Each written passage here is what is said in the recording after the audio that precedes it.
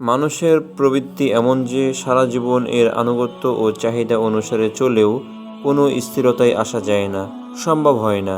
কারণ প্রবৃত্তি কখনো এই কথা বলবে না যে আমার সব চাহিদা পূরণ হয়েছে, এখন আর কোনো চাহিদা নেই। এটা জীবনে কখনো হবে না, আর হওয়ার মতোও নয়। কারণ এই ইহজীবনে মানব চাহিদা পূরণ হওয়ার জায়গা নয়, ফলে কখনোই তৃপ্তি ও স্থিরতা লাভ হবে না। মানুষ যদি চায় যে আমি নফসের সব চাহিদার উপর কাজ করব, সব বাসনা পূরণ করব, তাহলে সে কখনোই তৃপ্তি ও স্থিরতা লাভ করতে পারবে না।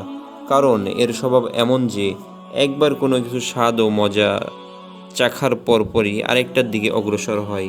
এই কারণে নফসের কামনার পিছনে ছুটে কখনো আপনি কাঙ্ক্ষিত শান্তির দেখা পাবেন না।